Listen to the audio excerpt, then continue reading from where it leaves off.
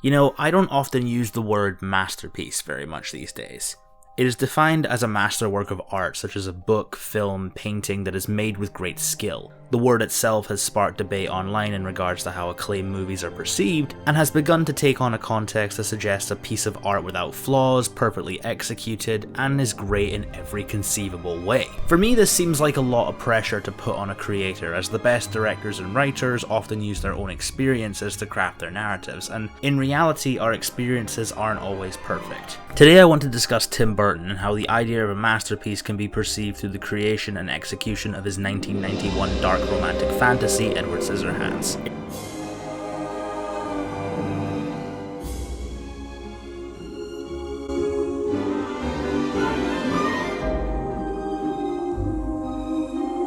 It's clear to me that from a majority of Tim Burton's work, monsters fascinate him. Everything from a supernatural being like Beetlejuice to a demon barber serial killer like Sweeney Todd, Burton likes telling the tales of the weird and wonderful creatures we are told stories about from childhood. But I feel his approach differs a lot from how other directors approach monsters. In many ways, it's hard to view Edward Scissorhands as a simple monster movie because I think it's much more than that. I believe that this is because Tim Burton understands that monsters can be more than simple vicious creatures of the night. What he's interested in is exploring the humanity of it. The main definition of a monster refers to a large, ugly, and frightening creature, and this applies to a lot of monsters that we're aware of, and monsters are no strangers to fictional worlds. They have remained ingrained in pop culture since storytelling was invented, often used in stories to frighten children at bedtime or around a campfire. To us, they appear unusual, and I feel portraying them as evil can often show off how perspective can shape identity. For example, a great white shark could be considered a monster, given how many evil shark movies that exist, but in reality, a great white shark is just another animal, a creature of nature just like us, and it's often through human interference that the animal in question becomes perceived as a monster. In Jaws, the shark seeks out to make meals of the people of Amity Island after they use its environment for business. In Jurassic Park, the monsters in question are created by man with an arrogant mindset that we can somehow control them. Alan Grant even says that they aren't monsters, they're animals. By their very definition, monsters are unusual, and if there is one word you can use to describe Tim Burton's directing approach, it would be unusual. So let's talk about Edward Scissorhands.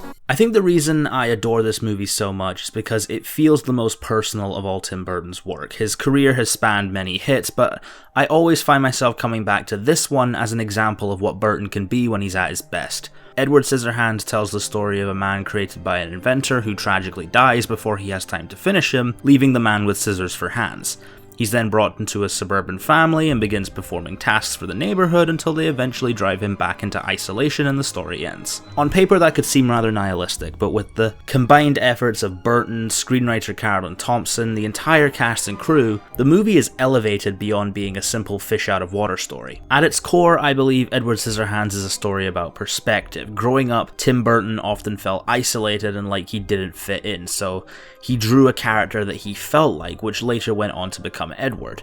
It's notable how the two of them even look somewhat similar. At first, Edward is perceived as strange and unusual, but through living with a family, we begin to see more of his human side and artistic talent emerge. The scissors for hands are viewed as a disability at first, with Edward struggling to perform basic tasks without injuring himself or potentially others, but where the movie shines is that Edward turns this into an extraordinary ability to create art and bring happiness to the neighborhood. He quickly becomes a local celebrity, with the neighborhood gravitating towards his talent, and it's interesting to me that Johnny Depp was chosen to be this character, as at the time he was known for being a teen idol from the likes of 21 Jump Street, and to see him play such a subdued version of what we consider weird, I think is a testament to his talent as an actor.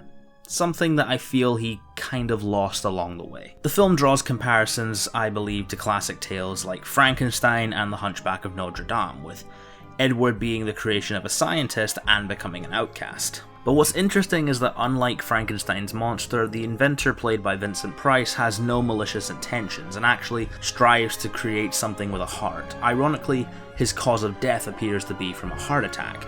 Also, unlike Quasimodo, Edward is generally accepted by his peers and isn't encouraged to hide until it becomes too late, and that's where the tragic element comes in. There's an unnerving sense of greed amongst the neighborhood who appear friendly towards Edward, but only really when there's something in it for them. They exploit what they perceive as his unnaturalness as a way to benefit themselves, rather than actually talk or get to know what Edward wants. To boil it down, all I think Edward wants is to be treated like a human being. He never specifically states this because he's far too polite, but there are several moments he hints at it and falls to peer pressure as a way to be accepted. He falls in love with the family's oldest daughter Kim, played by Winona Ryder, which, by the way, is an excellent piece of casting considering her last appearance in a Burton movie was playing an outcast goth teenager. However, Edward's goals are prevented by Kim's jock boyfriend Jim, played by Anthony Michael Hall. Another genius piece of casting, as the only roles we knew him as before were timid, nerdy characters in John Hughes hits like The Breakfast Club, Weird Science, and 16 Candles. It's really interesting to me how that the main protagonist,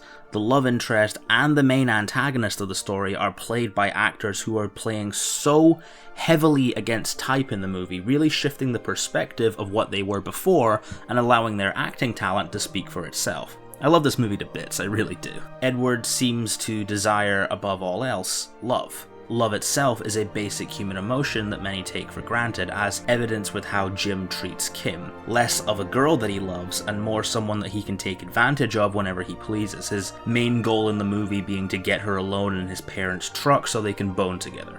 Yikes. Edward's lust for Kim is ultimately what results in his downfall, as it seems the neighborhood turns against him when he goes after what is perceived as basic human rights. This is indicated when Edward rejects the advances of Joyce, when he begins to see his art as not something beautiful but something manufactured. And think about that in today's society. Those deemed different from the norm, seeking basic human rights, always creates toxic attacks from those who are privileged by the norms.